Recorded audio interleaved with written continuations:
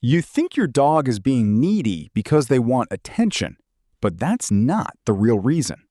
Have you noticed it suddenly follows you room to room, leans on your leg, or refuses to sleep alone? Most owners call it clinginess. You call it a nuisance. The truth is sharper, and it changes everything about how you care for them. Listen, dogs are masters at communicating without words. When yours becomes clingy, it's not just about affection. It's a signal, a folded-up message, and you've probably been reading it wrong. Here's the first thing to understand. Dogs measure safety the way we feel temperature. When they feel cold inside, uncertain, anxious, confused, they seek heat. That heat is you. So when your dog follows, it's often a stress response dressed as love. Your presence lowers their internal alarm. It calms their nervous system. But this matters. If you only reward the behavior by constantly coddling, you're teaching their alarm to stay switched on. You're solving the symptom, not the cause. Now think about how this started. Did a big change happen? A new job, a move, a baby, or even a guest? Dogs anchor to routines and faces. Disruption spikes their uncertainty. Imagine walking into a house that used to hum predictably. Then all the paintings move and the light switches are different. Your dog's brain says, danger? So they tether to you, and that tether looks like clinginess. But there's another layer few people see. Past experiences wire dogs. Rescue dogs, dogs that lost a litter, dogs who were left alone too long. These dogs learn that people can disappear. That memory becomes a low-grade panic, and clinginess is the safe option. It's their never-again policy. When they shadow you, it's not entitlement. It's an attempt to control the next abandonment. Here's what the behavior actually does to a dog's brain. Repeated vigilance increases cortisol. High cortisol means they're less playful, more reactive, more prone to health issues. So that cute Velcro behavior is slowly wearing them down. You might be giving them comfort, but you're also keeping them stuck in a nervous state. The surprising part? Helping them stop being clingy is actually the kinder path. But how do you help without making them feel abandoned? Start with predictable micro-routines. Dogs thrive on predictable patterns more than on long attention sessions. Feed at the same time. Door rituals that always end predictably. And short, independent moments that are calm and boring. Boring is the new luxury for a dog who's anxious. It teaches their brain nothing terrible happens when you're not glued to me. There's a little trick most owners miss. Empower their independence with tiny wins. Put a chew or puzzle toy down, then step out for just 30 seconds. Come back before they panic. Repeat. Increase gradually. Each successful short separation registers as evidence. People come back. That evidence rebuilds internal safety faster than long consoling sessions ever will. But don't mistake structure for coldness. The emotional reframe here matters. When you create calm boundaries, you're not rejecting them. You're telling your dog, I am reliable. I am steady. That steadiness is deeper than physical proximity.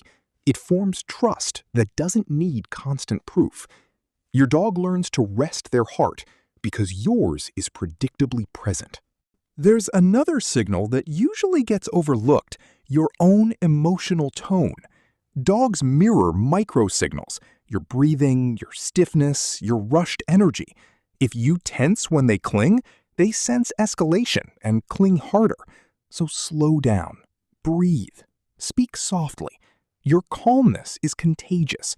When you pair boundary with calmness, brief separation done with a neutral expression, they decode the moment as safe, not punished. Now, watch for the little reversals. If your dog suddenly goes from clingy to withdrawn, that's critical. It often means their stress has moved inward. They may be exhausted, confused, or hurting. That shift is a red flag. Don't wait. Check for pain, changes in appetite, or avoidance. Behavior is often the first whisper of a health issue. If you ignore that whisper, the shout may come later. Here's a technique you can start using right now: the anchor and release method. Anchor means create a reliable moment where you and the dog share calm together. 5 minutes of relaxed petting, low voice, no toys, no excitement. Release means you step away calmly, do a boring task for a minute, then return without fanfare. Repeat. The anchor gives them the memory of calm together. The release teaches separation is neutral. Keep sessions short. Consistency wins, not drama. If this is changing how you see your dog, hit like and subscribe, because most owners never get this far. They keep layering affection on top of anxiety and wonder why things don't improve. There's one mistake that ruins everything: rescuing them from their own feelings. When your dog circles you, whining, and you immediately pick them up, you are teaching them that panic equals rescue. The instinct to soothe is powerful, but counterintuitively, the best long-term comfort is teaching them they can sit with discomfort and nothing catastrophic happens. That builds resilience. Think of it as emotional physical therapy. And there's a surprising upside. When you teach independence, their affection becomes freer. It shifts from need to choice. Imagine a dog who comes to you because they genuinely want to, not because their internal alarm tells them to. That love is lighter, brighter, and more satisfying. It's the difference between a shadow and a companion. One more thing most people miss: their consistency signal to the household. If one family member enforces boundaries and another undoes them with treats and cuddles, you create a policy war in the dog's mind. Dogs will test the weakest link. Pick a consistent approach with a single tone. Consistency doesn't mean cruelty, it means clarity.